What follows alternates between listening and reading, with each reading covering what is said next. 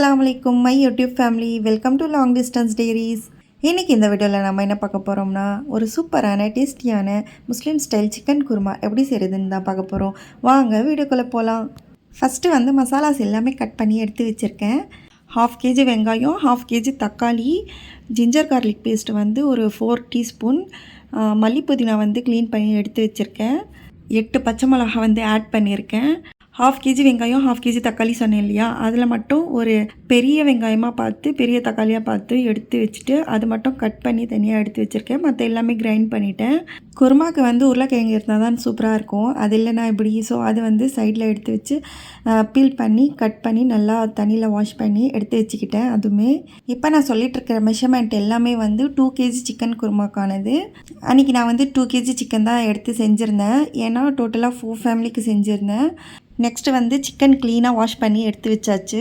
அவ்வளோதான் ஃப்ரெண்ட்ஸ், எல்லா ப்ரிப்பரேஷனும் முடிஞ்சுது. இப்போ வந்து ஃபைனலாக குருமா செய்ய ஸ்டார்ட் பண்ணிடலாம். ஃபஸ்ட்டு ஸ்டவ் ஆன் பண்ணிக்கலாம். ஸ்டவ் ஆன் பண்ணிவிட்டு ஒரு பெரிய பாத்திரமாக எடுத்து வச்சுக்கிட்டேன். எடுத்து வச்சுட்டு ஆயில் ஆட் பண்ணிக்கிட்டேன். ஆயில் ஹீட் ஆனதும் 2 கிராம்பு, 2 ஏலக்காய், பட்டை ஆட் பண்ணியாச்சு.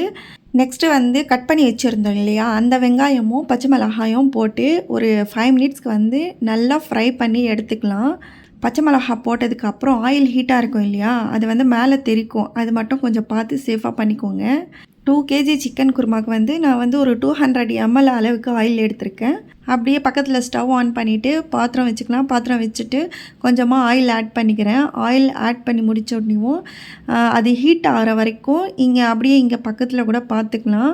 அங்கே ஆயில் ஹீட் ஆகிற வரைக்கும் இங்கே வந்து நான் தக்காளி ஆட் பண்ணிக்கிறேன். தக்காளி ஆட் பண்ணிவிட்டு அது வந்து ஒரு 10 மினிட்ஸ்க்கு நல்லா ஃப்ரை பண்ண விட்டுடலாம். நெக்ஸ்ட்டு வந்து இந்த சைடு ஆயில் ஹீட் ஆனதுக்கப்புறம் கட் பண்ணி வச்சுருந்தோம் இல்லையா, அந்த பொட்டேட்டோ வந்து இதில் ஆட் பண்ணிக்கலாம். ஆட் பண்ணிவிட்டு மஞ்சத்தூள் ஒரு டீஸ்பூன் ஆட் பண்ணியிருக்கேன் நான். ஆட் பண்ணி நல்லா கிளறி விட்டுக்கோங்க. மிக்ஸ் பண்ணிவிட்டு அடுப்பு வந்து சிம்மில் வச்சு விட்டுருங்க. ஒரு 20 மினிட்ஸ்க்கு வந்து அந்த பொட்டேட்டோ வந்து அப்படியே விட்டுடலாம். அது நல்லா ஃப்ரை ஆகிட்டு வரும். அந்த எண்ணெயிலேயே நல்லா ஃப்ரை ஆகிட்டு வரணும். நடுவில் வந்து கொஞ்சம் நீங்கள் கிளறி விட்டுட்டே இருக்கணும். அப்படியே விடக்கூடாது. அப்படியே விட்டிங்கன்னா அடி பிடிச்சிரும். நெக்ஸ்ட்டு இந்த சைடு வந்து உப்பு ஆட் பண்ணிவிட்டு நல்லா ஃப்ரை பண்ணி எடுத்துக்கிறேன். நெக்ஸ்ட்டு வந்து கிரைண்ட் பண்ணி வச்சுருந்தோம் இல்லையா, அந்த ஆனியன் வந்து ஆட் பண்ணிக்கலாம்.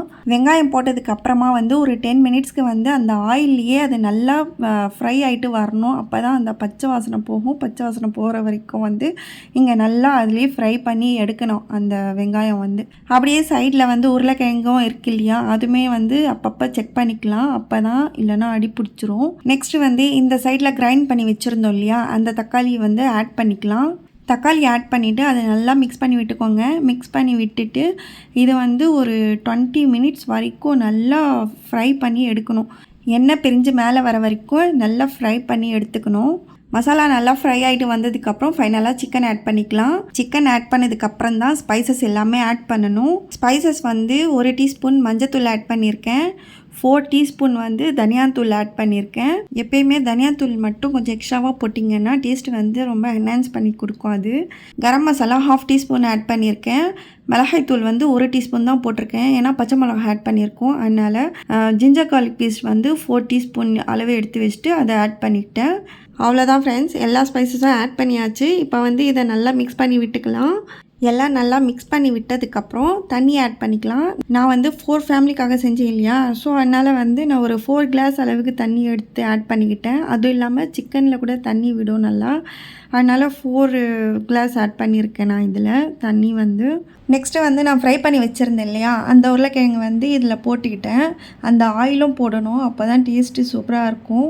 நெக்ஸ்ட்டு வந்து க்ளீன் பண்ணி வச்சுருந்தோம்ல, அந்த மல்லி புதினா வந்து ஆட் பண்ணிக்கலாம். நான் தேங்காய் மட்டும் தான் இதில் ஆட் பண்ணலை. உங்களுக்கு வேணும்னா அதுவே நீங்கள் அரைச்சி போட்டுக்கலாம்.